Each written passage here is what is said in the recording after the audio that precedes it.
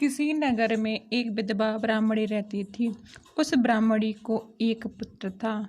दरिद्रता के कारण वह ब्राह्मणी भिक्षा के द्वारा अपना जीवन यापन करती थी। एक दिन भिक्षाटन करके लौटते समय उस ब्राह्मणी को रास्ते में विदर्भ राज का राजकुमार मिल गया। उसका पिता शत्रुओं द्वारा पराजित होकर राज्य हार चुका था, अतः राजकुमार के लिए कोई सहारा नहीं था। उसकी अवस्था से अवगत होकर ब्राह्मणी उस बालक को स्नेहपूर्वक अपने घर लाई और पालन पोषण करने लगी। एक दिन ब्राह्मणी दोनों बालकों को सांडिल्य मुनि के आश्रम ले गई। मुनि ने बालकों को शिव की महिमा का महत्व बताया। ऋषि द्वारा व्रत विधान जानने के बाद ब्राह्मणी घर लौट आई एवं नियम पूर्वक दोनों बालकों के साथ सोम प्रदोष व्रत का अनुष्ठान करने लगी। 4 माह बीतने के बाद एक दिन उस ब्राह्मणी का पुत्र अकेले ही गंगा स्नान के लिए गया। वहां उसे एक धनपूर्ण कलश प्राप्त हुआ। उस घड़े को वह घर उठा लाया। उसने उसमें से आधा धनराशि राजपुत्र से बांट लेने का आग्रह किया, परंतु राजपुत्र ने ऐसा करने के लिए सहमत नहीं हुआ।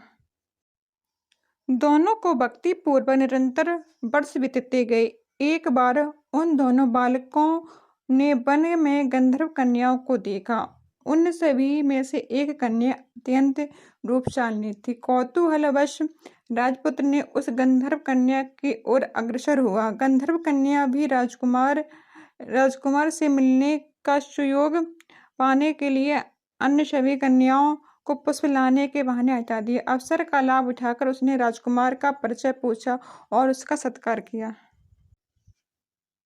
अपना परिचय देते हुए उस गंधर्व कन्या ने कहा, मैं विद्रुक नामक गंधर्व की पुत्री हूँ। मेरा नाम अंशुमति है। मैं आपके प्रेमालिंग में बंधकर जीवन सुखी दुखी बनाना चाहती हूँ। सुनकर राजकुमार ने अपनी दीनावस्था की बात उस गंधर्व कन्या को सुनाई। वह सुनकर गंधर्व कन्या ने कहा कि कल तुम इसी स्थान पर मुझसे मिलने पुनः आना। दूसरे दिन उस स्थान पर पहुंचा तो गंधर्व कन्या अपने माता पिता के साथ वहां उपस्थित थी।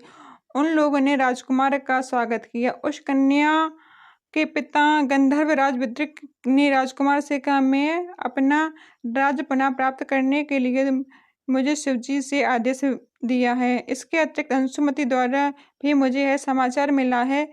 अतः गंधर्व राज ने धर्मगुप्त नामक उस राजकुमार को अपनी कन्या को समर्पित कर दिया और दहेज में अपनी कन्या एवं राजकुमार को अतुल धन संपत्ति प्रदान कर दी। विवाह के बाद राजकुमार धर्मगुप्त गंधर्व राज की सेना लेकर अपने नगर विदर्भ देश गया। वहां उसने गंधर्वों की सेना की सहायता से अपने शत्रुओं को पराजित कर दिया और पुनः अपने राज्य पर आसीन हो गया। राज्याभिषेक होने के पश्चात अपने पालन करने वाली उस ब्राह्मणी को राजमाता तथा उसके पुत्र को मंत्री का पद एवं अपनी पत्नी को अंशुमति को प्रधान पट्टम ऋषि पद पर अभिषेकित कर दिया।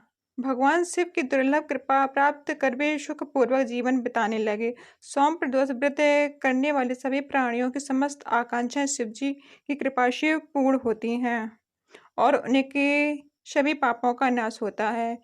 यह व्रत भक्ति पूर्वक सभी लोगों को करना चाहिए। जय श्री कृष्ण। राधे राधे। श्री शिवाय नमस्तुभ्यं।